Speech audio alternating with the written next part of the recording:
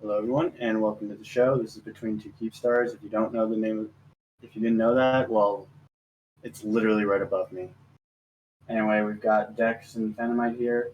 Dex, Phantomite, say something so I don't need to continue saying stuff. Hey man, hello. Welcome everyone. This is my personal translator, Phantomite. Phantomite, that's where you say something.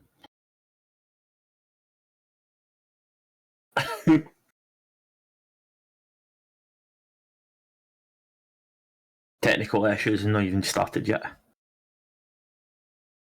I'd say he was literally just talking. I know. 5 seconds ago. What have you done to your machine, Phantomite?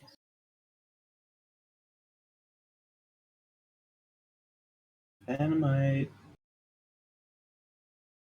Hello. This is going to be the Where's Phantomite episode, I can tell. Yeah. I can just hear him smashing up his crackers and cheese. Hopefully I heard that as well. Anyway, I only had a little mute button pressed, didn't I? Oh dear. Flipping idiot on my headphones. Oh, do you know, several months ago with these headphones, I nudged the mute button on them, and I couldn't figure it out for so long. I contacted the manufacturer support, and I had to do a big climb down when I realised that it was the button. Oh dear. Oh dear, Phantom. But I just want you to know, given that I am in IT support, I made sure to admit my mistake yes. to the support guy, because the world would be a better place if we could all own up to our mistakes. This is very true. I can certainly share that attitude with Phantomite, because there's nothing worse. So I didn't touch anything, or I didn't cut that wire or anything, and it turns out I did. Yes. It's not so good, man. So anyway, damn it, what was your name? Dex. You said you had some grief. We're not having. You're not having a good day, are you, Rick? I want to put my fist through, particularly your monitor, Dex. Why? What happened? I hate everything right now. Let's just say that.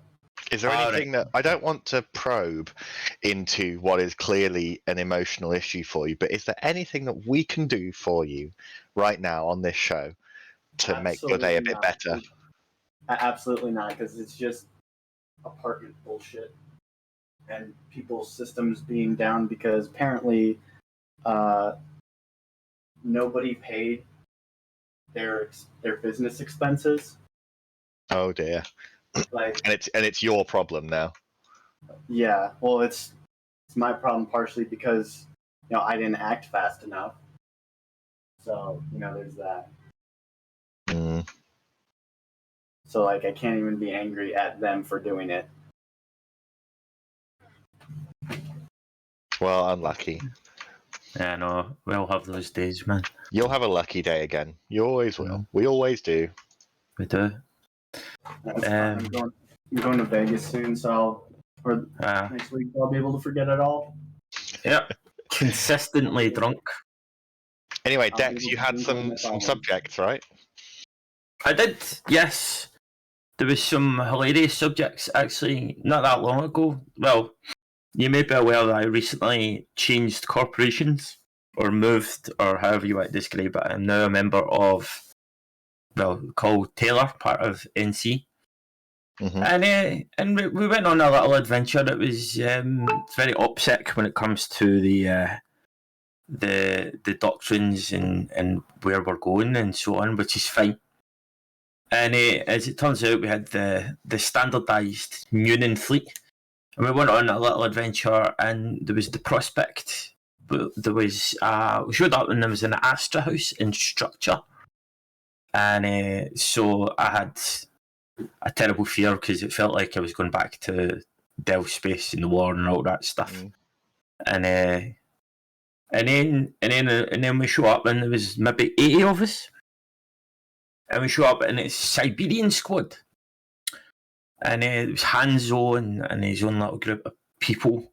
It was a bunch of Harbingers, and they're sitting docked, and there was about 80 as well. So 80 versus 80, so a nice prospect of a fairly even fight. And then the next, after maybe halfway through structure, they undock, and the next thing we know, 120 Serbs from goons show up. So the prospect of an even fight is not going to happen. 80 versus 80 was still an unfair fight according to the Siberian squad. So that was Hanzo. Well, this is just EVE Online in 2021. I mean, to be fair, this has been EVE Online for the last 6 years or so. Yeah, but it just grows more extreme by the year. It was I found it quite astonishing that situation was still even. You know why it is? You know why it is? It's because loss is socially unacceptable in EVE Online. Somebody loses and the other side jeers on Reddit. Every loss isn't just not winning; it's failure. Yeah. In people's minds, and that's the problem. And the weight of failure is far greater than the sweet feel of victory, which is why it just dampens the desire to PvP. Yeah, it was fairly disappointing across the board because it was the genuine prospect of a 70 maybe 80 Munions versus same amount of Harbingers with Logi. I mean, the Munions are far more effective as well because they have a much better type of damage choice and much better alpha. And now, correct me if I'm wrong here, greater range and speed, right? I know they've got greater speed, but greater range, right? Arguable, depending on, and obviously Siberian squad would have had tether there as well, so also Harbingers do a lot of EM damage, which Munions are very good at soaking up while also having the ADC. Maybe you're obstructing my point here, Phantomite. Well, what I'm saying is that it wasn't actually even you were at a disadvantage, and they still didn't want to do it. Yeah, still didn't want to fight. I'm on your side here. I think that you're selling yourself short by saying it was an even fight. Point is that I didn't know much about Siberian squad. I just knew that they didn't have the best reputation, and in terms of behaviour in general, obviously with them taking over space and all that stuff. Like I don't have a particularly detailed knowledge of it. But I just know that they had a terrible reputation, and it's pretty sad that they lived up to that, really, didn't it? Disappointing, you know what I mean? Such is life, but that was an experience. I just want to play a video game and actually play it rather than just be logged into it, Nah, this is true. It would be nice. We also had this drama, or however you want to describe it. Do you guys know anything more about this thing with Volta and RHP, as they're called? I have been I don't know exactly what's happening with the two of them, but I can tell you the impression I got when I first started to speak with some higher up RHP members. Now, first of all, the first and overwhelming thing that I feel from talking with RHP was that they have they have a pure heart. And you can tell when I say something like that. You can tell when I say something like that the next part isn't going to be complimentary. Yes. Like, aren't they just a bunch of fucking crabs who get scared and whine when someone attacks them? In my heart, I feel like they are largely they are naive but enthusiastic. Oh, that's the worst combination. They're naive, but they're enthusiastic. And something that this game needs a lot more of from everybody playing is the enthusiasm to venture into into an unknown type of gameplay. Is to feel a little bit more confident that at the very least you can try. That's how I feel about it.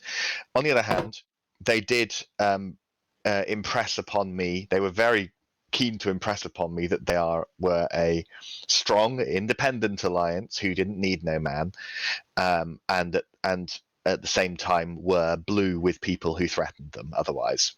And those two things don't really actually click together. So I'm guessing at some point that relationship has broken down, and that's as complex as it is.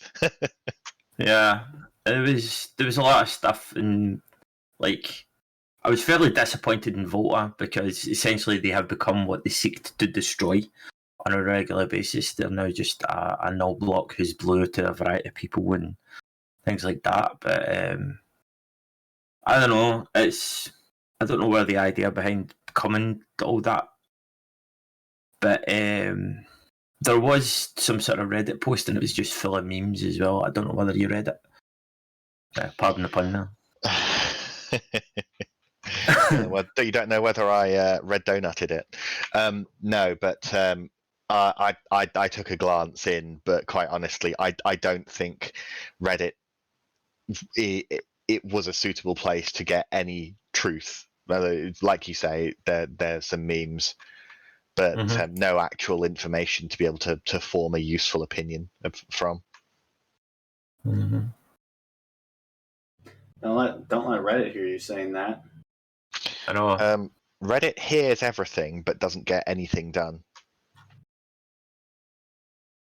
And do you know what? I bet if all of r/Eve was here and we put a microphone in front of every single person who uses r/Eve, which includes myself as well, and I said, I propose that the mechanics of Reddit mean that no serious, useful discussion can ever be done. Basically, most people would say, yeah, easily. Because of the mechanics of Reddit.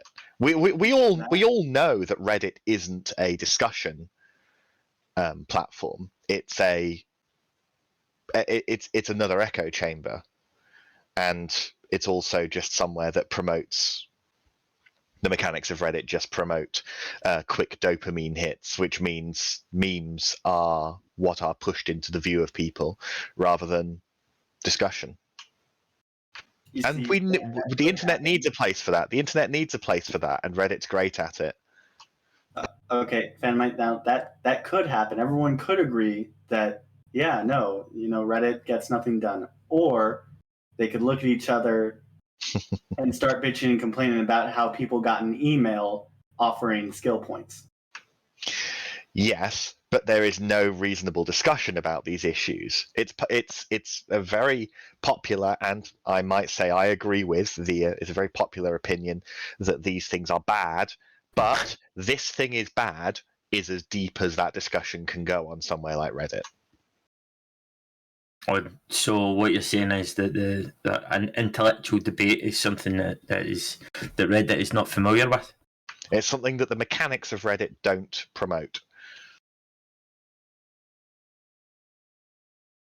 I know. I mean, it's also because of the people on our. It's not because we are all human beings, and Reddit makes us as human beings collectively. The mechanics of Reddit makes human beings turn it into very, very basic content.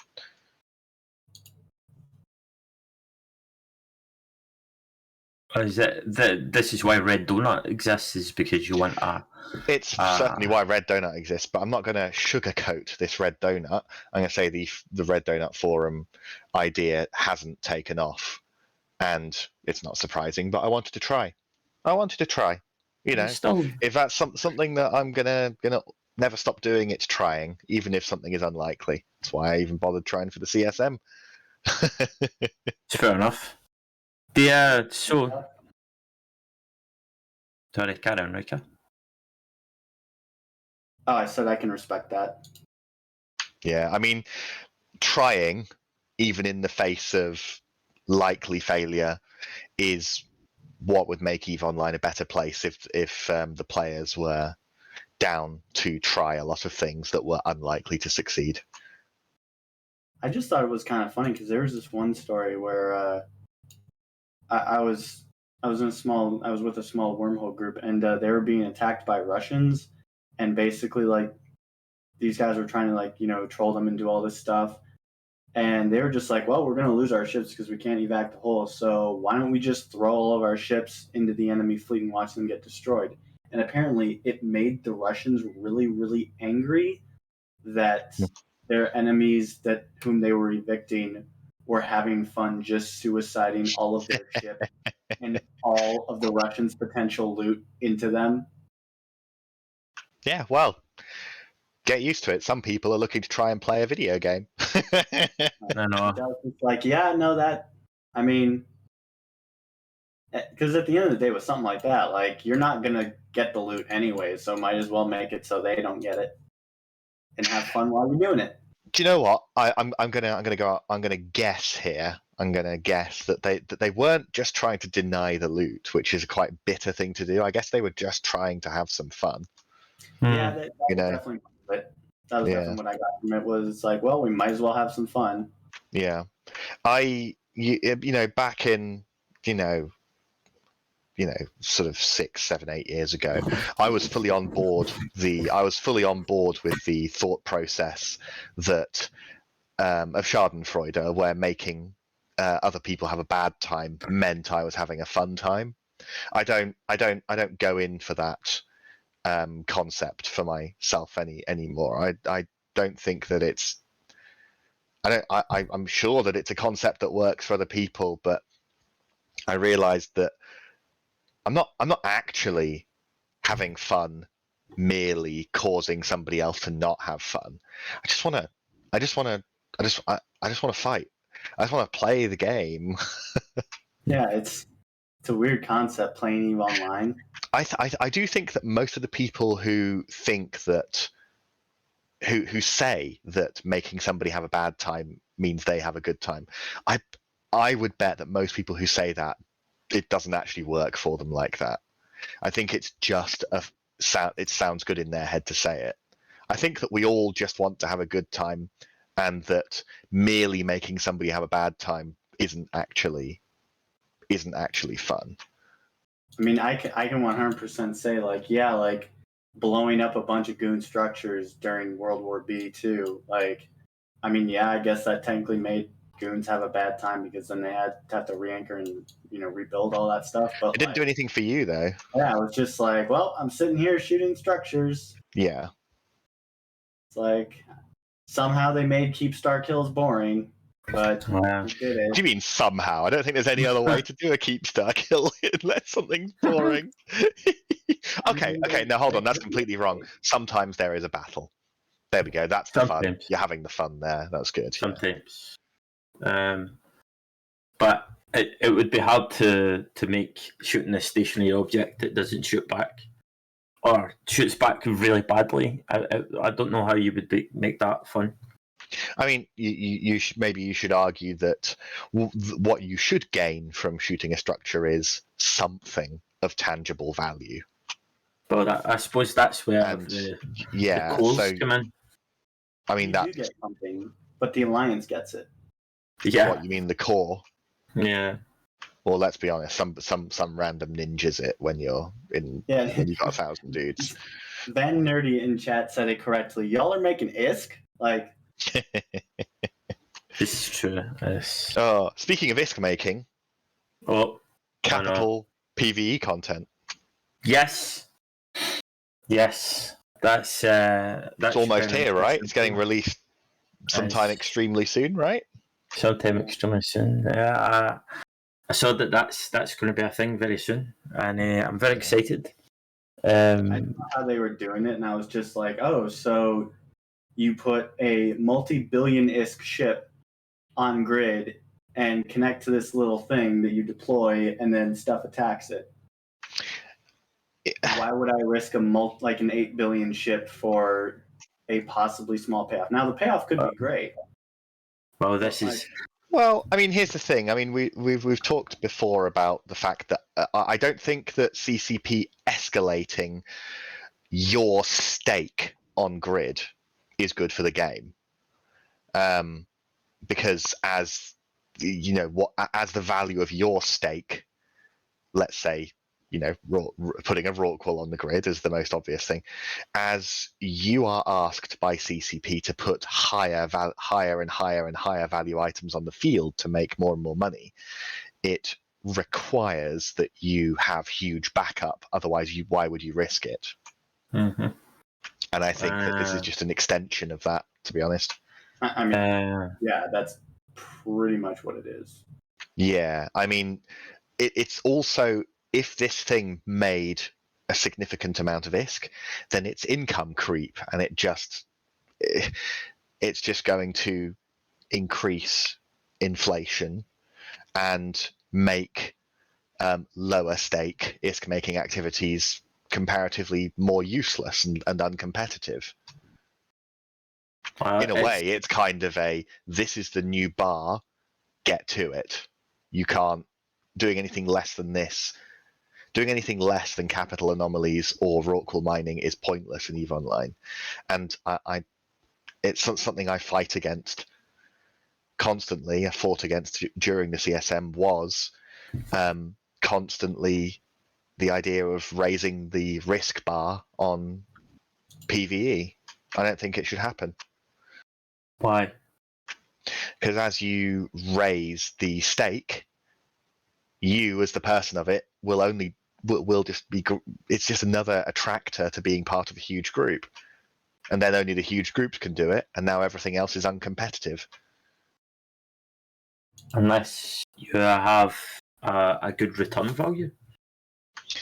Well, yeah, but if you give it a good return value, if you give it, if you make people want to do it, then they'll just do it in the larger group. And if you do it outside of a larger group, you just lose far more often. And the existence of a larger group causes you to need to become a larger group yourself as a way of protecting that source of income. So I see what you're getting at, but do you believe that there will be such a narrow scope for that? How do you mean? Like, I see. When you think about it, I suppose it's more like it's a deep-rooted culture within the game rather than just a simple, the simple concept that they've introduced just now. It's an interesting mechanic. Now, somebody's going to need to confirm for me. I know people were testing it on Sissy. Maybe somebody can in the chat can confirm or deny. Can you Sino in to this anomaly? That would be directly on grid next to the target. It would be lovely if you could. That would make life excellent. It's a two-edged sword, though.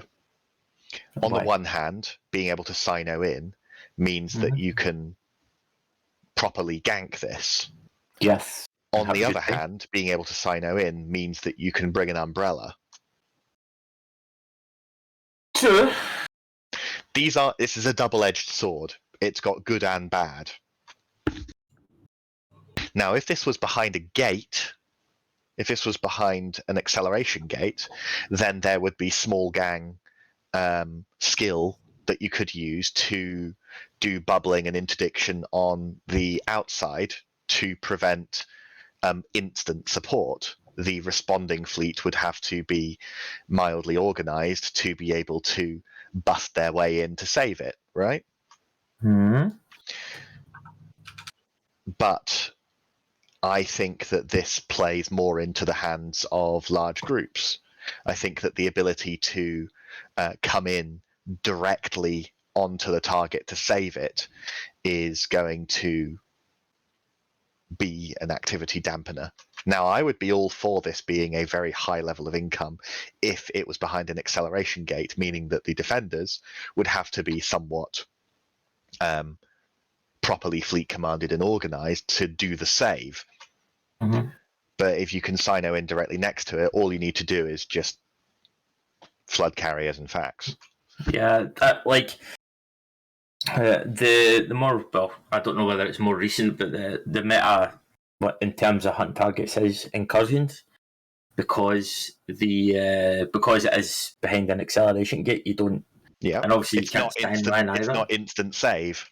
and you can't sino there either. So you have to gate it in, and so you have much more time because the response fleet has to spend time navigating and getting blah blah blah and so on and so forth. Let's face it, as an attacker, you had to spend time getting in an organised fashion, so you didn't trickle in and die one at a time on the way in, and you can be seen arriving, and there's an extra step to get in as well. You can be seen arriving and going in.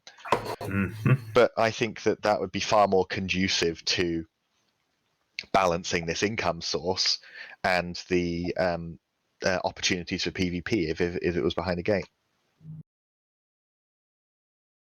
I don't know. Whenever you look at it, it's some of them are fair points, but it will be interesting to find out, because the CSP do have a reputation for either overdoing it or just not doing it very well at all. So it'd be interesting if they're able to achieve some level of balance there, if there is an existing, if that balance does exist in the first place. We'll have to see, but I'm fairly sure that you can sino straight in, and that just means that the balance of power swings to large groups. Behind a gate, then even if it's a large group, it reduces the efficiency of being a large group if it's behind a gate. I think when it comes down to it, we're never really going to eliminate the idea of the large groups. We're absolutely not, no. But we don't have to keep building tools and opportunities that are usable by large groups. We don't have to keep on feeding it. It'll be interesting to see how, such a big change in the PvE gameplay is. I do enjoy kind of observing and being part of how the meta kind of develops over time. That is relatively interesting in itself. Obviously, Riker, you're not, but you're going to Eve London, aren't you? I'm not going to London. On the week preceding, I will already be in London for a much smaller meet from with the bitter veterans from Fail Heap Challenge. Yeah.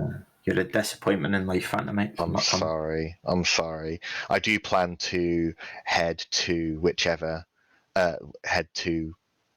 the first, whenever CCP can get it back up and running again, the first fan fest in Iceland. And I am a little bit gutted that I can't attend this Eve London, but I had already made plans for the week before and that week. So I would have done if I'd been able to plan it for sooner. So I'll go to the next one. Well, all you need to do is cancel the original plans and come to Eve London. It's dead easy. All you need to do is just make that phone call and say, I'm not coming. That's dead easy. And just phone them up and say, Spot, it's the weekend of Alliance Tournament, which is, that links us into something else there as well. Are any of you going? Well, Riker, you wouldn't be like, because are you involved in it at all, Phantom? London? No, the Alliance Tournament. No. Why not? Wait, didn't the Alliance tournament already happen this year? No, those were the feeder Part things. of it did, but no, I'm not. I have too much. One, I didn't get put on a team. Second, I just have way too much shit I need to do. Yeah. Very much a backseat in my life currently. Yeah. How's you started that new job, didn't you? Yeah, it's been good. Good, mate. Good. So do we have any other topics? Or was there anything else? Yeah, actually, something that Dr. Spod in chat, who is too busy to come on the show, but not too busy to keep posting in the chat. He wanted me to bring up, and this is a very keen observation about the changes to alpha accounts. Alpha accounts, for anybody struggling to remember what the change was, one of the things is that they can do is that they used to have a skill queue that couldn't exceed 24 hours. Like, you could train a 30-day skill or whatever, but your queue couldn't be longer than 24 hours. They've lifted that limit, which means that you can just, like an Omega, you can just arbitrarily set an entire year of skilling. Yeah. So we all on the page about that change? We understand that, yeah? Mm-hmm. Yeah. So previously, building a skill farm, a speed bump to slow you down with your skill farms was the fact that you had to keep on logging in and training skills across your many accounts. Yes. But the problem is now you can set it once and forget it, and there's a lot of problems that we could talk about here, but here's a key one. As the CSM elections come up, it has now become orders of magnitude easier to prepare your hundreds and hundreds of skill farm accounts to be voters, which is another benefit to a skill farm. Skill farms are used obviously to make money, obviously, but having hundreds and hundreds, or in some people's cases thousands of accounts, an extra thing was the CSM votes, which could be sold or used to very significantly alter the CSM results. And it's something that we don't really talk about as a community because we don't have the data to see where skill farms are being used, but a number of them are used every year. And now it has become orders of magnitude easier to essentially just pick people with massive skill farms to pick a CSM candidate to win. And in an already polarized universe where there are just two sides and there are 1 or 2 slots for outsiders, next year is going to be impossible to get in as a independent, while CCP has just enabled skill farming to be massively easier. Okay, but like getting in as an independent was already like pretty difficult. Yes. Like that's not a new thing. And second, like one person, he's got 1,000 skill farms. First off, if you can actually find me an example of someone doing that, then okay, yeah, then I believe Spod may be able to dig out an example for us here, but no. Wait, he's too busy to come on the show. Remember, but I have been offered on multiple occasions skill farm votes for ISK, numbering between 500 to 1,000, and well, first of all, that's not how I want to win an election, and second of all, as if I have the ISK for that. That, and when I start to hear something like that, like, and I'm not saying that someone didn't actually like offer you that, but like, Spod needs a drag. He's here to talk to us. If someone were to say that to me, be like, hey, I've got 500 to 1,000 skill points, do all this stuff. Not gonna lie, I'd be super hesitant to believe that. Well, it is, and this has been asked on multiple occasions. It typically comes up every year, but it has been specifically asked in public if CCP has any problem with people selling CSM votes from skill farms with hundreds of characters, and CCP is categorically not against it in any way whatsoever. Well, I mean, it's because that's just something that's part of the sandbox, I think. Well, you also can't you also can't police that. Yeah. If you ban an obvious one, you won't be able to prove that a non-obvious one exists as well. Yeah. Well, and another thing about that too is that, like, okay, so even if someone does have like 500 or something accounts, like, Basically, what I'm saying someone, is someone's saying that it's sus. the 1 to 2 independent spots are likely to simply be purchased by people with a lot of ISK or a lot of time for EVE Online who want the vanity position of CSM. Right. So, welcome, Spud. Apparently, he's now not busy and he can come on the show. Yes, we can hear you now, Spud. So, Part of the busyness is the fact I'm currently 2 whiskey doubles deep. but that should you're busy trying to focus on your screens. Yeah, it's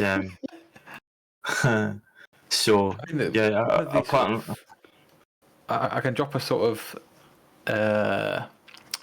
optimistic observation in that from my various mathematical simulations, as of yet, no skill farm has, or no obvious skill farm at least, has actually played a major part in an election. It's one of the things I did after the previous election result was I went back and I took out from the results the most obvious farms and recalculated the results, and none of them actually changed in terms of who got in. But I know of at least one 1,000 plus vote farm that does participate every single year, and that's just one of many. So there is huge potential. It's just something that's not kicked in yet. But because of that change, as Phantomite mentioned, I think this year, if any year, is going to be probably the first year that we have a noticeable, obvious. Don't know what you want to call them. Somebody who's elected. Purchasing a position on the CSM. Well, not necessarily purchasing. So they're getting there without not just on merit. So one of my thoughts is, right, if, and it's probably likely that I run for CSM again, almost to prove a point, I am going to use and abuse that ability. I'm not going to pay for them, but I have access to, through friends and whatnot, probably in excess of 1,500, maybe 2,000 votes that are unjust, invalid votes that I didn't earn. That you didn't earn on merit. Yes. Yeah. So if I manage to use those, and if I can demonstrate that I got in unfairly, if I do get in, everything's if. But the promise I'm going for here is that if I were to get in through such means, I will drop out. As in, I will just resign immediately as soon as the election's finished. But the point is proven. You can gain the system. So you're going to pull a Cable. It's just not reap the rewards. I'm going to pull a Cable, but Cable's doing it himself. Is Cable actually? He's not actually allowed to run, but he would be doing it. Cable is eager to demonstrate that this is possible, and he has a similar view that this is ridiculous. Yeah, and it's especially transparent this year because I know personally at least 2 people that have fired up 200 accounts this year, specifically within a week of that change because of that change. And I know it sounds so small, but it took managing a farm from being a huge pain in the ass, because it was the one size limiter for skill farms, with the fact that you had to spend so much time every day keeping them up.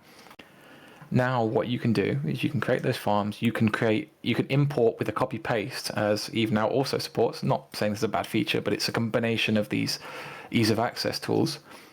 You can copy paste a skill list into the game, fill out your skill queue in one single pass, and now you've got enough skills queued up to get your new alpha character to the 5 million skill point. So you can make a character and not have to touch it again within about 5 minutes. And then you wait about 6, 7, maybe 8 months, come back to that character, assuming you've done everything right. I won't go into full details on how the exact tricks of the trade, but because I don't want to encourage it. But then come election day, you push some buttons, that character generates you 1.5 to maybe 3 billion in profit and gives you a vote. and then you repeat that as many times as you can be bothered. Wait, is skill The fact farming that you've- actually like 1.5 to 3 billion worth of profit? In I this, mean, by the so- very nature of normal economics, a skill extractor costs less. A skill extractor, and you need to be Omega to extract, right? yes. So a month of Omega and the extractors costs less than the injectors, because that's just basic economics. Despite what you may have heard, skill farming is and always has been profitable. There have been points where the profit comes kind of close to the line, but if you're essentially optimizing it to the max, and all of these big skill farmers are, then it has always been profitable. There has not been any point, maybe a micro blip here and there, but there's never been a point where This is a in inverted commas profession that rewards people who are good at automation and patterns. Now, I'm specifically not calling it botting because that's an unfair comparison, but this is it's like retail. Retail in the real world, in like supermarkets, these are huge operations and they make very thin margins. But when you do it 100 times, and when you sell 100 items a minute, it adds up. So that's what goes on with this. This is a huge volume, but low margin. But when you do it on huge volume, it's a lot of money. So I need If to you start look at- setting up skill farming accounts to make money. Got it. You need, by all means, but you'll want to be doing it scores or hundreds of times to see any real meaningful numbers come in. Got it. The sort of hopeful thought is that as a side effect, so when was that change made? What, 3 months ago now? Something like that. It's probably more recently, but yeah. Yeah, so any of those, anything that was created as a result, so any of these new alphas that were made, and I guarantee you there are thousands, if not tens of thousands of them that were made specifically because of this change. So they're either going to be kept until the CSM election, or they're going to be, picked as soon as they're ready. I'll spill the full beans of this secret. So, sorry, I'm going a tangent. I'm too fucking drunk. In about 3 months, they'll start to get ready. They'll start to be ready to pick. So you'll see a massive glut of skill injectors. So there'll be a massive oversupply. Hopefully, the price would crash, etc., etc. That's all hunky dory. But one of the most sinister things about these alphas is you chain them with the occasional, if you feel like it, login reward, and you also chain them with the invite a friend, so they get 1 million skill points each. So actually what becomes one of the most efficient ways to do it is you create the alpha account, you fill a skill queue, you wait 6 months, you redeem the refer a friend 1 million skill points, you extract all of that, and then you never use that account again. You throw it in the bin. And because it's so quick and easy to make those accounts now, that is suddenly a very viable thing. Whereas that was before was just, if you suggested that was insanity, because you do the same thing near enough, but after the first extract, you'd then put that character into use. You'd keep training them, keep extracting them, keep training them, keep extracting them. And that's actually where the margins get quite thin. Because when you're having to pay Omega every single month, it gets quite expensive at that point.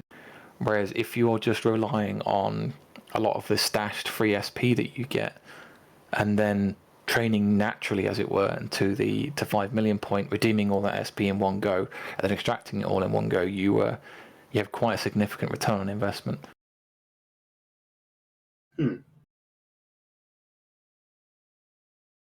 Basically expecting a skill injector crash in about 3 to 4 months. There you go. Basically, every aspect of skill farming and injecting that has made this game worse is about to get massively more terrible, and with some added things like CSM influence coming into it far more easily than ever before. There you go. Of course, that side of things is speculation. But the frustrating thing is, like, I've raised this before with a few people and they've just shrugged and they didn't get it. Like, this is going to be a huge deal. It's a really, really big deal, and it's going to make a huge impact that you are going to see. and it's just such a asinine, accidental, let's just make life slightly easier, but not think about the consequences change. And here's a big problem with surface. The biggest problem with getting this into everybody's minds, this problem into everybody's minds, is that, quite frankly, this is a very boring problem to explain. This doesn't make people excited. This isn't dank leaks and big changes coming. It's actually a very boring news story, essentially, which means that it's difficult to get people to care about the impact that this is going to have on the game.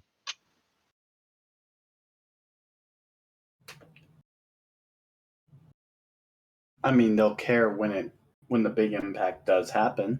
And then it's going to be too late. It's going to be too late it's by too then. late now. It's too late now. Yeah. Like, you can't undo those accounts, and I imagine there'll be lots of people that are seriously pissed if he came out tomorrow saying, "Oh no, we're pulling that back. We're limiting alpha." Because on the face of it, this is just a quality of life improvement. It's a quality of life improvement, and you can't argue against quality of life improvements.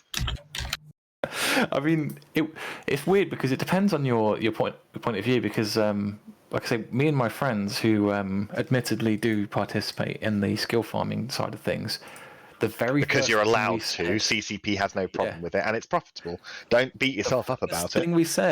The first thing we said when we saw that change, we were like, "Whoa! Now it's so easier to scale, way easier to scale." And a couple of us went off in that very moment and fired up a couple hundred accounts. I didn't personally because I can't be asked, but plenty of people did. EVE Online is a game that attracts exactly the kind of person that would be motivated enough to do this kind of boring activity. Well, here you go. It is actually within the EULA. It is okay to, and again, this is how some of my friends did it. There's a tool called Selenium, which is actually used for testing, but it's a browser automation software, and you can use that to automatically create. Actually, this might not be allowed. I think it is, to create accounts. So you can literally just push a button, press, I would like 500 accounts, please, and go beep, and wait about 20 minutes, come back. So you spend 20 minutes teaching it what make an account is, and then you just set it repeatedly going. Yeah, and then you can reuse that, or you can share it with your pals. Just say, enter the passwords you want it to give it, the username pattern you want it to give it, how many you want, click button, go. And it will do that ad infinitum. And there you go, you got 500 accounts. The only thing you've still got to do manually is log in that character and then apply the skill queue. Although, you say you've got to do it manually. You mean within the terms of the EULA, you've got to do that manually? Yes, yeah. I'm not saying it's not impossible to bot that, but if you're trying to behave, it's still like that. But if you're also another bonus hole in the actual game, if you don't want to, if you want to speed up that process of logging up your 500 accounts you just made, when you make a new character on a fresh account, it does not count to the limit of characters logged in. So you can have 500 alphas logged in at once as long as it is their first login after they were created. So you don't even have to close them out and then open the next one, close them out, open the next one. Now here's a question.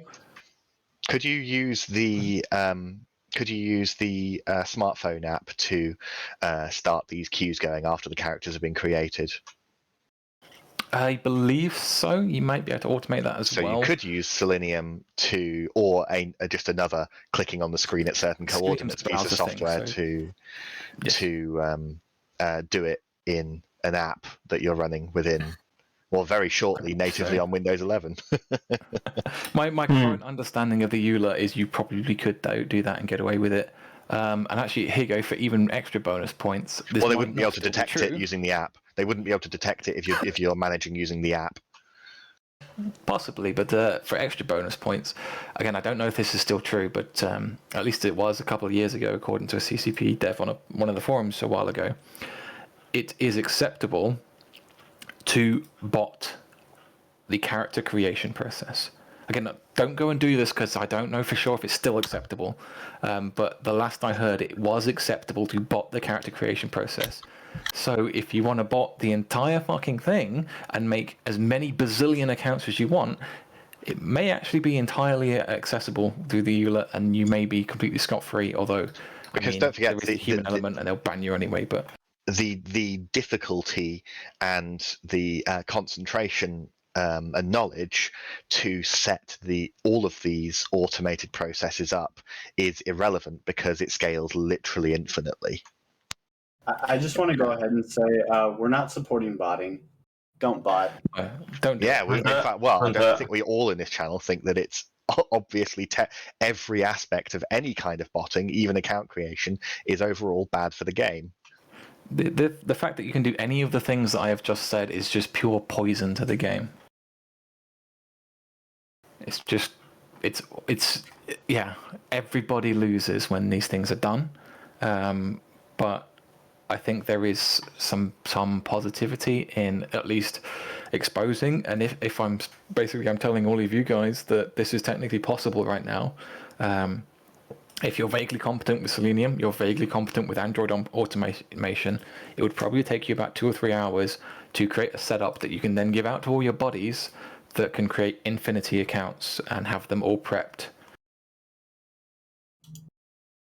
And that knowledge being public, maybe that will make CCP think about the kind of shit that goes on and the issues that they're causing. And if you want to... So what you're saying is they said it's okay, so might as well make it a problem so that maybe they'll realize that, hey, this is a problem.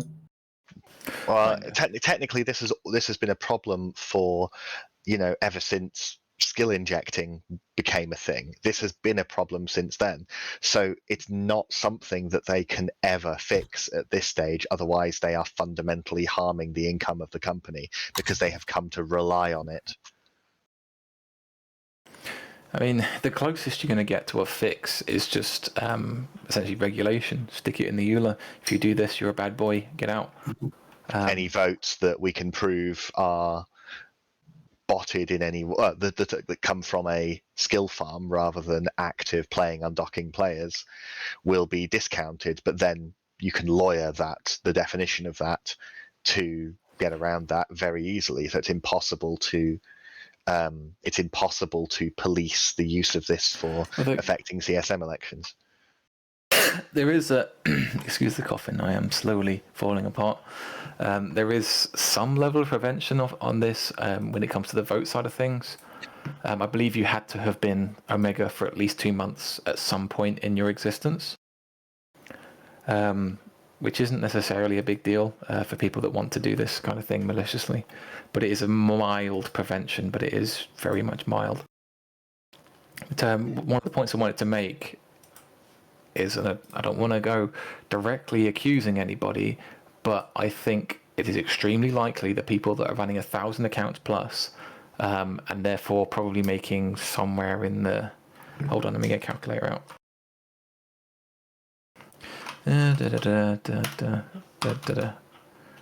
Maths. In the 300 billion plus a month pure profit areas, I highly doubt they're doing it for purely in-game consumption. As in, because what do you do with that ISK? Going to RMT. What do you do with that? I mean, if I had a trillion ISK, I wouldn't be able to spend it unless I was just memeing, which is pointless. I don't know. I can meme pretty hard. Like the only thing I'm hearing is that, I guess I'm going to throw away a Titan every month. Yeah, but is it not doing your bit to do reduce the number of Titans in EVE? But if that was being used for the memes and whatnot, I don't see anybody wantonly splurging that kind of cash as an individual, because it's individuals doing this. It's not necessarily alliances and things.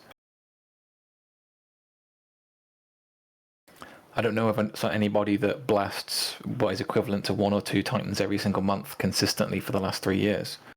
That's just not something that's happening. Right. So say that money's going somewhere. Potentially, potentially it's getting invested in like in a big alliance wallet and then, filtering out through whatever. I think we can all agree that that kind of that alone, that kind of ISK power in the hands of one person is too much power in the hands of one person. CCP already, as justification, decided that the sheer giant scale of the amount of ISK that lottery websites were making in an automated fashion back then was far too much power, ISK-wise, for individuals to wield. To be fair, there were other issues with that, but yeah, that was the main one. Yeah. The people that were spending multiple thousands of dollars every month to Plex to gamble was a little bit troubling. Yeah. Thank goodness CCP got rid of any encouragement to gamble in the game. No, it's really good that they would never do such a thing. That's wrong in so many levels. That made me incredibly mad, actually, because being the less enlightened bastard that I was about 3/4 of the way through building a fucking EVE gambling website when the rule came out. Yeah. Well, people were making trillions from it, so again, the scale is worth it. I wanted to get on the gravy train. Mm-hmm. And I suppose on a light note, that's one of the things for me personally that's made EVE so interesting is the fact that I can use my other skills, because I'm terrible at PvP, to succeed to some level in the game. And I'm not talking about botting, but I'm talking about custom tools and stuff like that I've made for myself that enable me to compete in that greater world. It's one of the magical points of EVE. But of course, when you enable this huge sort of marketplace, you get people that are going to do not so nice things with it.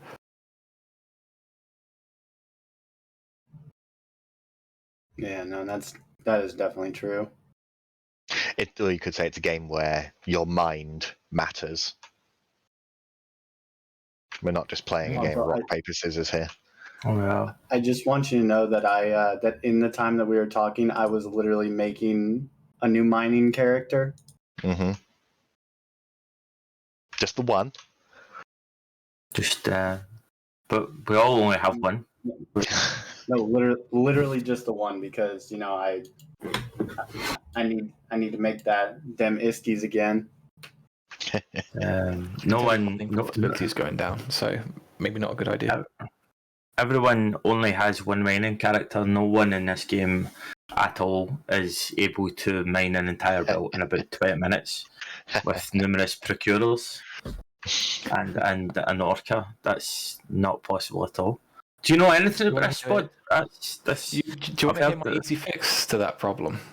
What's that?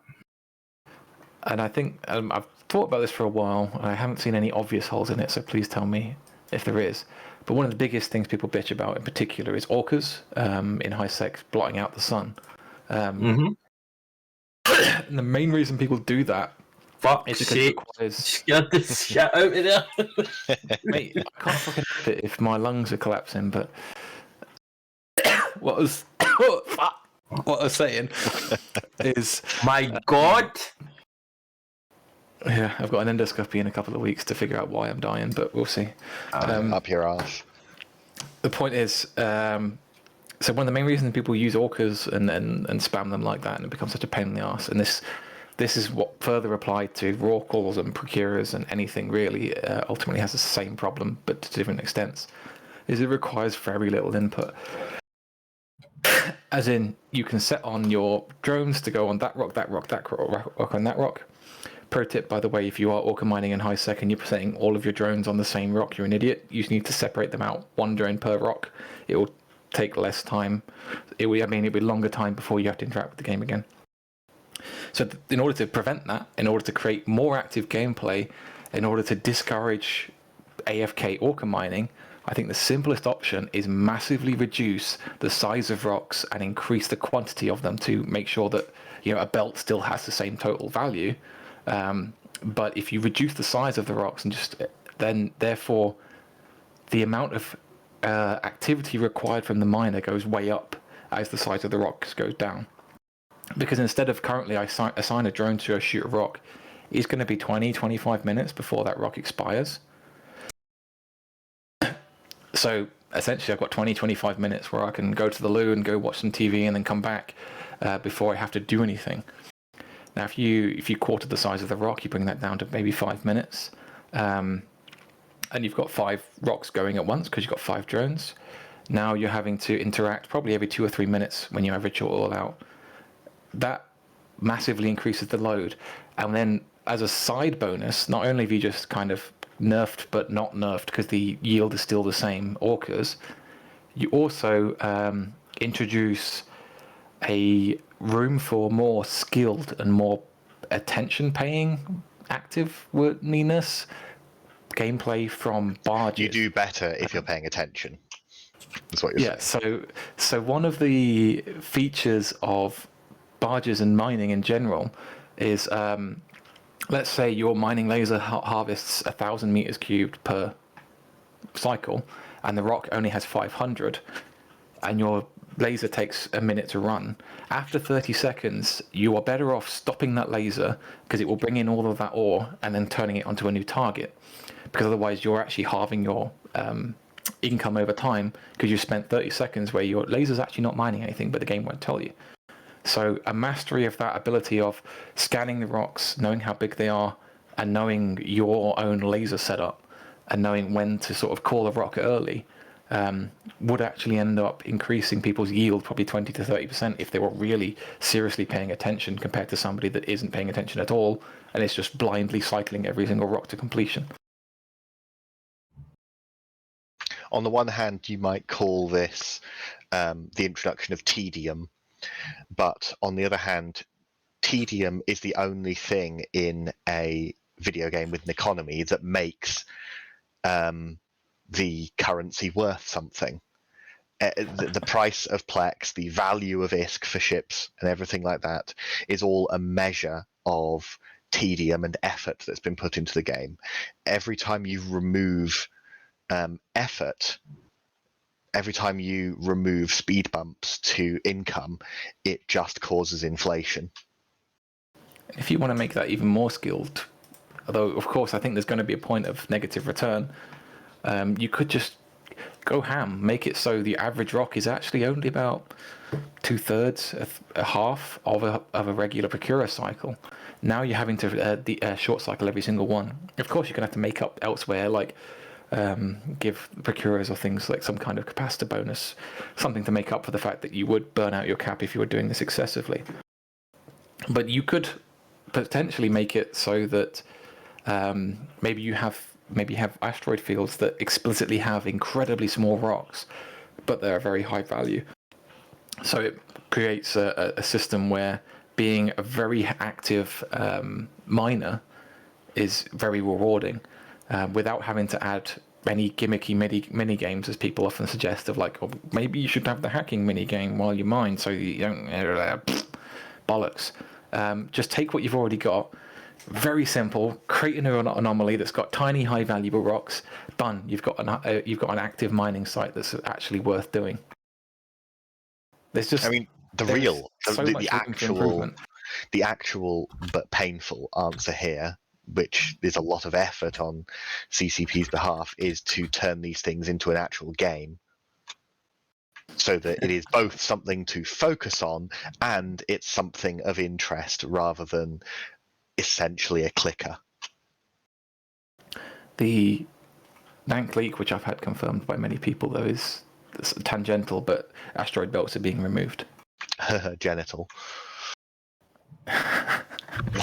Sorry. Sorry. I've had 3 or 4 people confirm this now that are people that would know. Well, that, yeah, my more pessimistic, but I think more realistic view of what that would probably mean is that my bet would be that asteroid belts vanishing is more to do with the quest to get rid of everything that requires a downtime than it is for anything else. Potentially. It's just the question mark is what do they get replaced with, because there's no way they're going to remove all of the ore. And the current front runner is just more anomalies, I guess, which is K.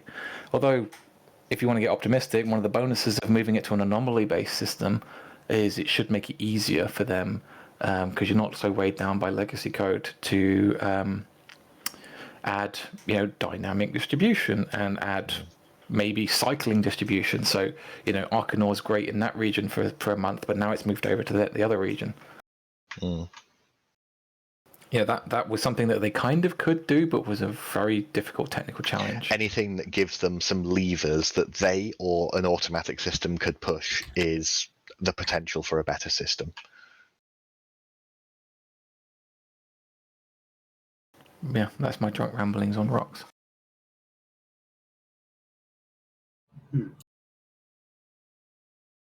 Well,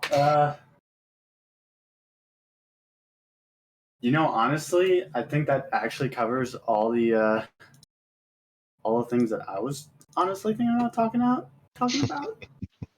Were you thinking about talking about orcas when you started up the show? Sorry? Nah.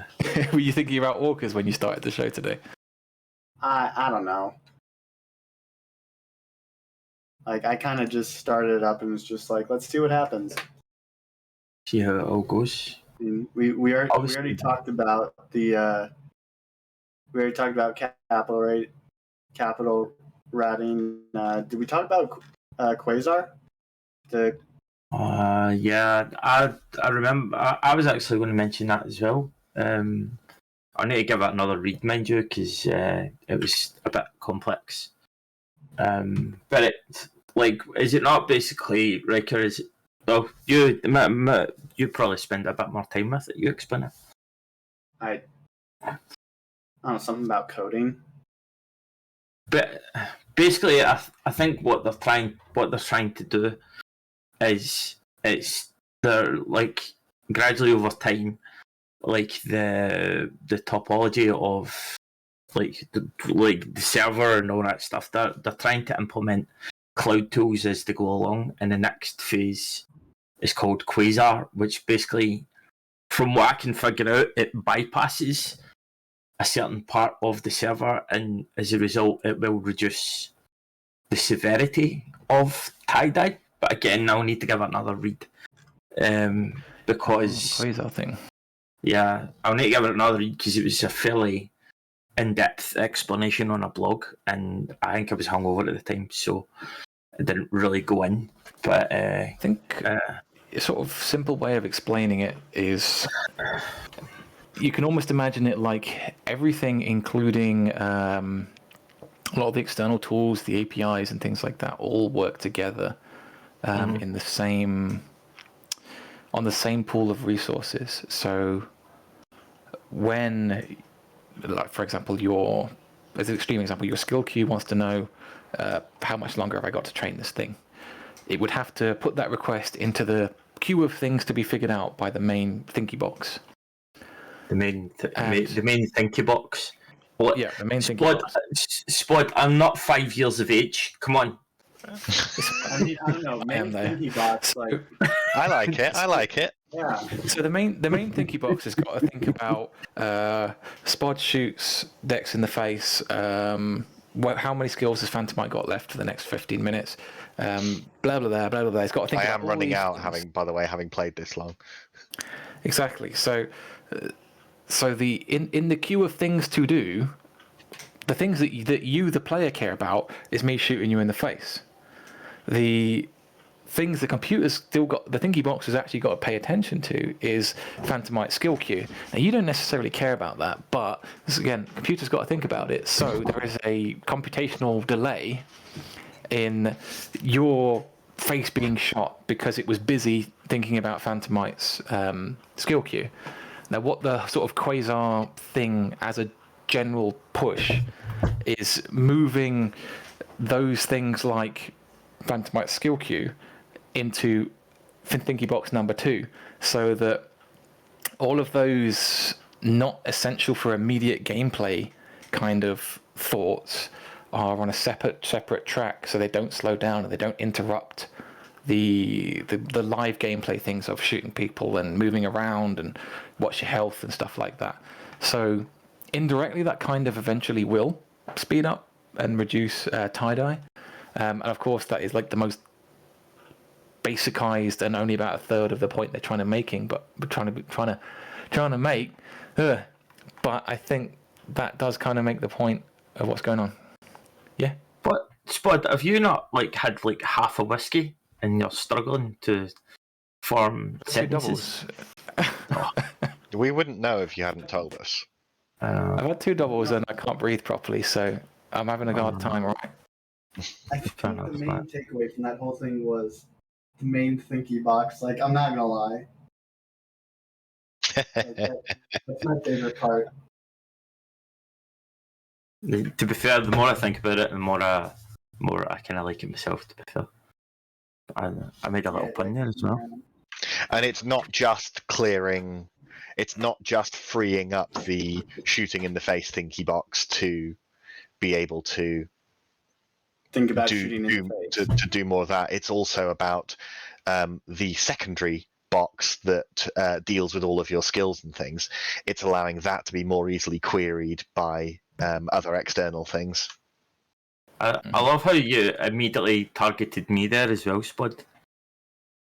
Well, you were chatting shit, so you get hit. It's the Scottish accent. He assumed that you were also drunk. Wow, this is fair. I can't even argue, to be fair.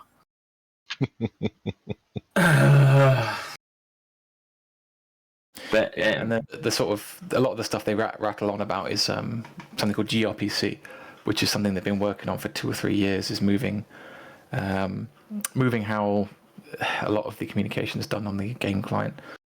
And yeah, as part of that, not only is changing the technology of how the game client communicates, naturally causing some performance improvements, it's deshackled them and made it easier for them to, as I say, make this separate train of thought for the servers, as it were. This isn't directly a change designed to allow 20,000 man fights. No. But it on the side does give a tiny bit more power to the servers to calculate the fights. That's just an on the side type thing, but it does allow people to more easily modify every aspect of the game individually. On a quick related tangent that's inspired what you just said, there is actually something interesting going on at CCP in terms of development of the game. They recently introduced a new tool, which I can't remember the name of, into the client, and also the gRPC kind of setup helps this. It seems like they're prepping for a lot more. Again, this might actually relate to the no downtime kind of side of things.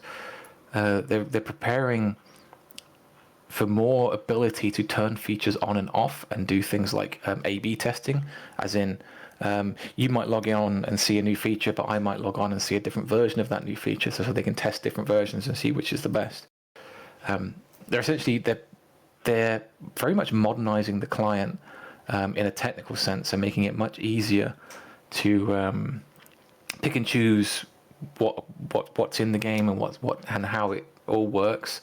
Especially, for example, if they deploy a new feature, they can actually, with this new technology, if that feature completely fucks up, which admittedly has happened a couple of times in the past, they can hit a switch and turn that feature off without having to restart the server, for example. So that's one of the new things that they can actually now do with this new tool. I think, would that not have stemmed from the nightmare they had with moving to the new chat servers? Because you remember how much of a cascade effect whenever the chat servers went off, it had such an effect on other aspects of the game. To some extent, yeah, the chat server, the chat was built into the single process that calculated everything in the game. So they did split that out, and it did come with teething problems. And yes, indeed, it does still have problems. But these days, when the chat goes down, it doesn't mean that everybody desyncs and disconnects. Yeah. Well, there was a time when spamming in local was a legit tactic to cause tie-dye. When it was a tactic to cause tie-dye. Yeah. Maybe not so legit, but yeah, it was a tactic. On the chat side of things, actually, a little birdie told me they were working on a potentially new chat system because the current one had been such a doo-doo pile. And basically no one could figure out, like genuinely nobody in CCP can quite understand exactly what's wrong with it, which is why it's still an issue to this day. And I don't think in its current incarnation it's actually ever going to be fixed. So I believe, although I haven't heard much about it for the last probably year or so, I believe there is chat 3.0 in the works somewhere quietly. So one day we'll get a new one that works properly. Oh, there was another subject actually. Funny, a strange thing. Recently, I started streaming a Bombers Bar again, and I discovered an interesting strategy or an interesting approach. Can I drop something? What's that? I'm drunk, so I'm going to be controversial. Bombers Bar, fuck no Atlantis, you fucking Nazi. The fucking dickhead that joined a white supremacist alliance, then defended it by telling everyone how he went to a Nazi rally twice, is now the fucking poster boy for Bombers Bar. Yeah. Eat shit, you fucking fascist. Very cool. Controversial. Which alliance in Eve is the White Supremacy Alliance? I know, that's true quite... alliance. What? They've been known for PMing people that were not white and calling them monkeys. Oh, lovely. Their bios are full of references to racial supremacy and racial purity. Their bios still link to a website that asks things like the Jewish question, as in a hint to the Holocaust wasn't real or we should kill all the Jews kind of thing. He happily joined this alliance and completely defended it to the fucking last breath. Like, fuck you, you fucking Nazi. Okay. I don't think we can argue against that sentiment.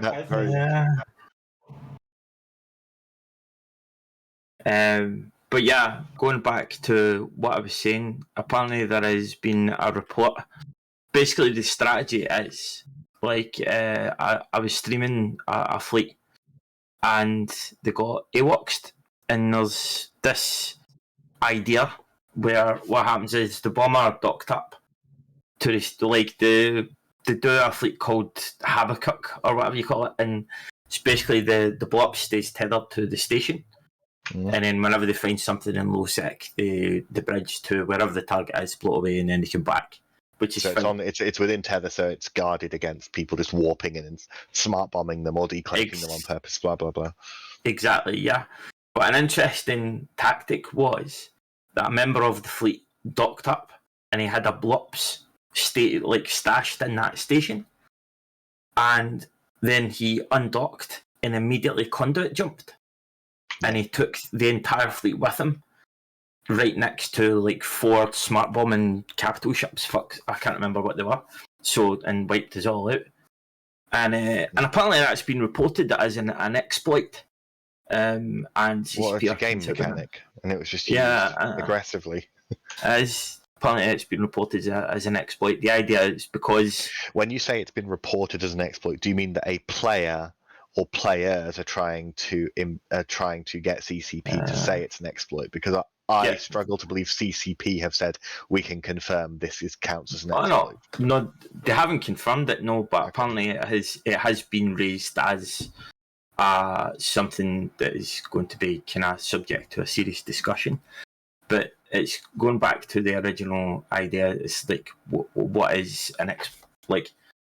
Is that just really clever tactics, or is it indeed an exploitation of mechanics in the game? I mean, it's kind of. I mean, I would imagine that the obvious fix for this is to make flag exempt from fleet warp, also flag you exempt from being sucked through a conduit.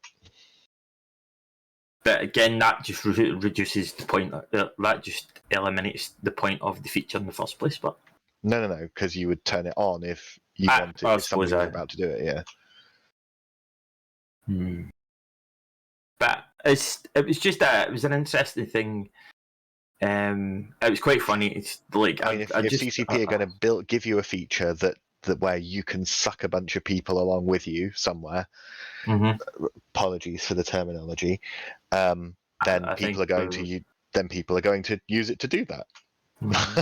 But I did I do appreciate the idea. Like I was fairly impressed with the tactic behind it, but it's nice. Because they are putting a 1.5 to 2 billion-isk ship on the line to execute that betrayal. Yeah, exactly. So I was fairly impressed by the tactics of it. I don't know.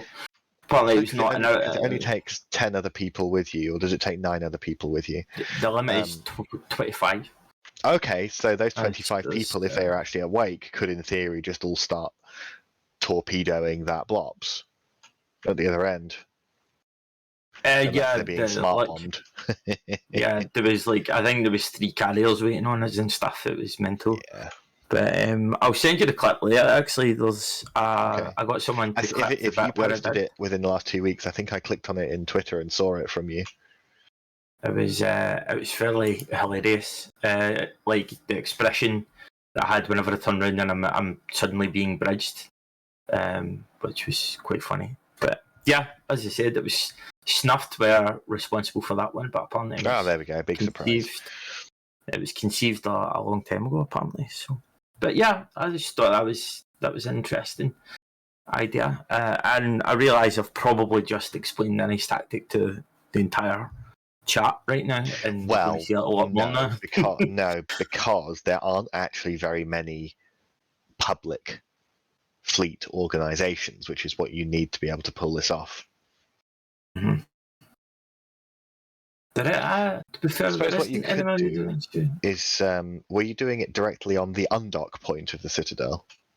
Yeah, that was the. Yeah, you could do it. You could just do it around the back of the Citadel, meaning that you would see any Black Ops coming.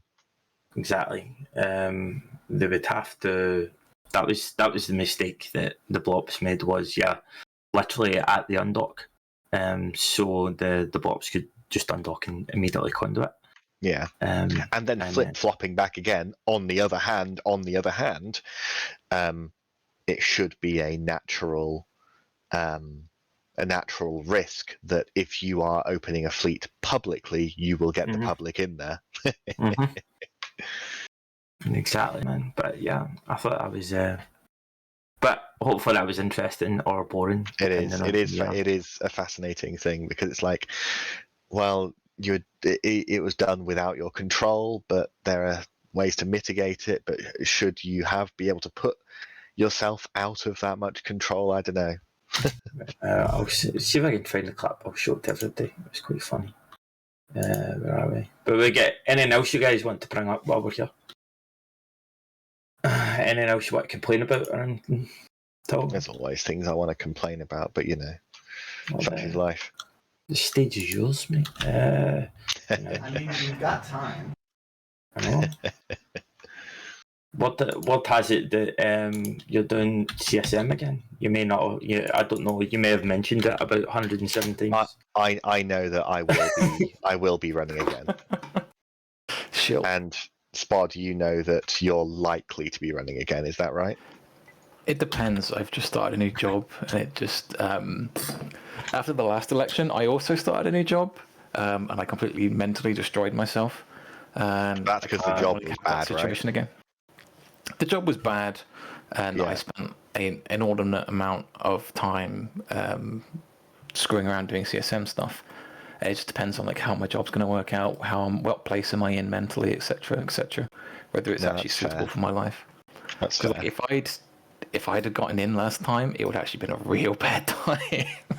I was not healthy enough or time available enough to actually have been a CSM member. Somebody with experience of trying to get people to understand that certain problems exist and get them to understand how it's a problem and being frustrated with it. Perhaps it's for the best that you didn't get in this year. Yeah. I mean, on the fraudulent votes things, if I'd have gotten the votes that I was supposed to do, I would have come 11th. Yay. I wouldn't have won there. Well, nobody immediately dropped out, so, none of the 10 immediately dropped out. Yeah. If we want to quickly switch subjects, I've been playing a couple of different games. recently. I've been playing Far Cry 6 and Back 4 Blood. I've been having Yeah. fun in both of them. But what is that Back 4 Blood? There was some chat about that. Is that like a horde thing? Like, It's basically like Left 4 Dead, but legally not Left 4 Dead. It's Left 4 Dead 3. It's Left 4 Dead 3 in a way with a whole bunch of extra systems put in, which are interesting and fun. It's also made by Turtle Rock, who were the actual people that made Left 4 Dead 1 for Valve. Alright, okay. Also, I just realized there's some on my notes. So, Clear Skies 4 was actually announced. So, during the CCP stream... Was it announced, or did it just make its funding goal? That was announced a while ago. No, it was announced during the CCP. Ian Chisholm confirmed Clear Skies 4 is coming and showed a teaser. However, Sweet. However, he did say it's a couple years, guys. It will be, yeah, because it's actually any kind of content like that for TV, movies, or even just in inverted commas, the internet is a giant undertaking, even when it's bad. Even making a bad piece of content like that is a hugely time-consuming process. So it's going to be a very time-consuming process for him to make something that we all enjoy, and he's pulled it off 3 times already. So I was about to say, Clear Skies is actually pretty good. I very much enjoyed it. I suffer from having played 4,500 hours of Gary's mod, and so those characters are just burned into my mind as something different. So it's kind of weird to watch. But hey, it is good.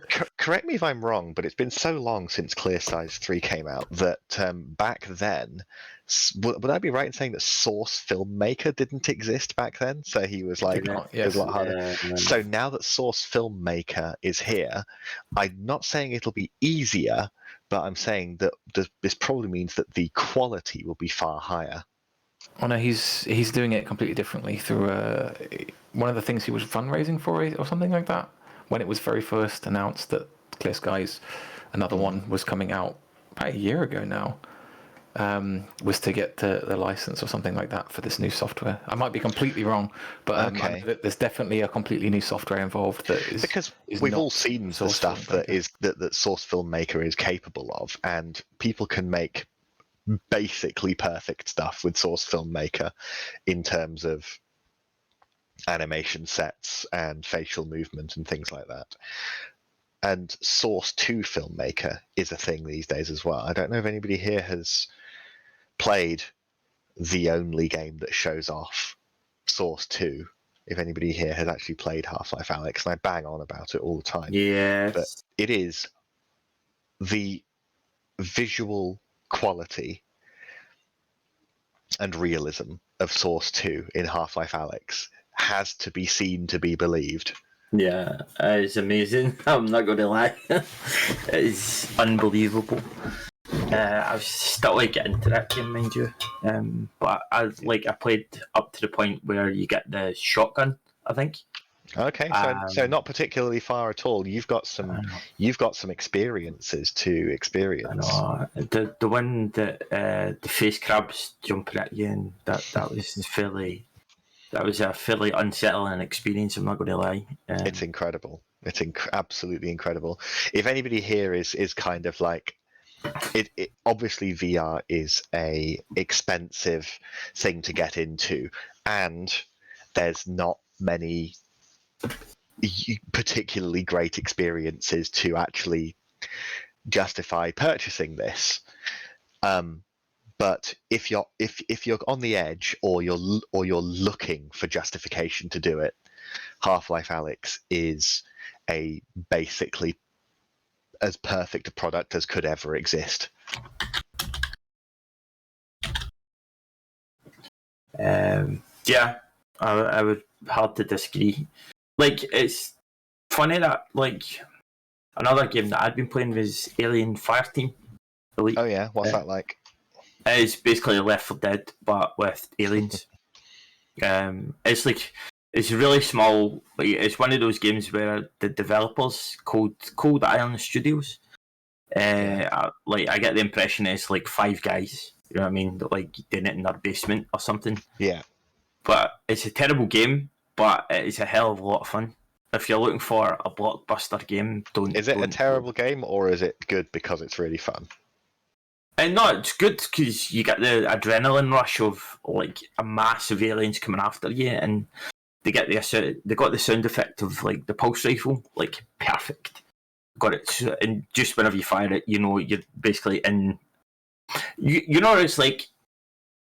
It's a bit like the developers have sat down and watched the second movie, Yeah. and then made the game out of it. Do you think it'd be fair to say that these are developers who loved the product they were making rather than a big IP company assigned them to make this game? Yes, correct. Yes, that's a good way of explaining it. But Mm-hmm. although I have been told that the storyline in it is actually from one of the books. So they're saying that this is part of the universe in a canonical way. Yes, apparently so. It's one of the books that came out. So, but yeah, I highly recommend it if you're just looking for a pure adrenaline rush. That you'll be hard pressed to find something of a similar level. Well, I've heartily recommended Back for Blood. You're saying that Fireteam is good fun to play. Mm-hmm. Anybody else been playing anything fresh? The elephant in the room of New World. Which is get them thrown out. Get out the fucking channel now. It's all right. I've been playing it a little bit, but it's the market kind of stuff is, and like the heavily sharded kind of side of things is poo poo as well. But it's solid. If you were the kind of guy that kind of enjoyed the whole World of Warcraft whack the zombies kind of gameplay with a little bit more live clicky action, a bit, then it's probably worth giving a go. But it's not an Eve killer. It's not even really in the same ballpark of style. I was about to say New World is just Wolf Hunting Simulator 2021. That was Server Q Simulator. That's true. Anyway, I think that kind of covers everything. Wraps up the show. Yeah. Yeah.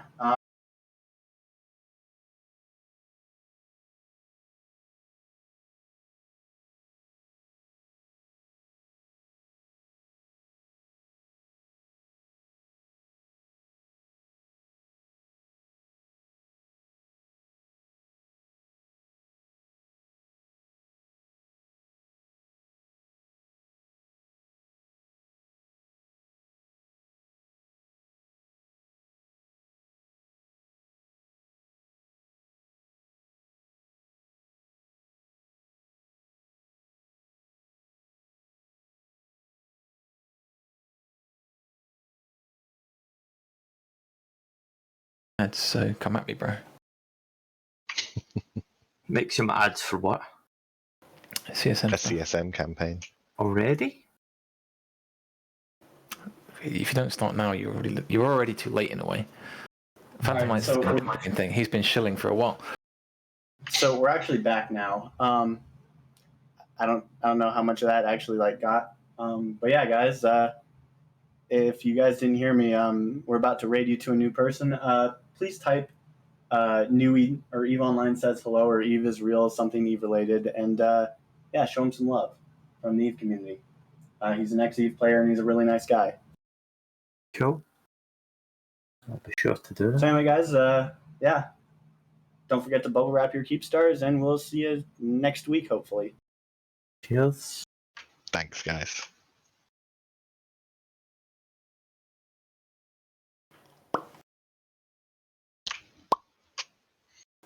CCP, please do better. Like, seriously, guys, I shouldn't have to report some fucking race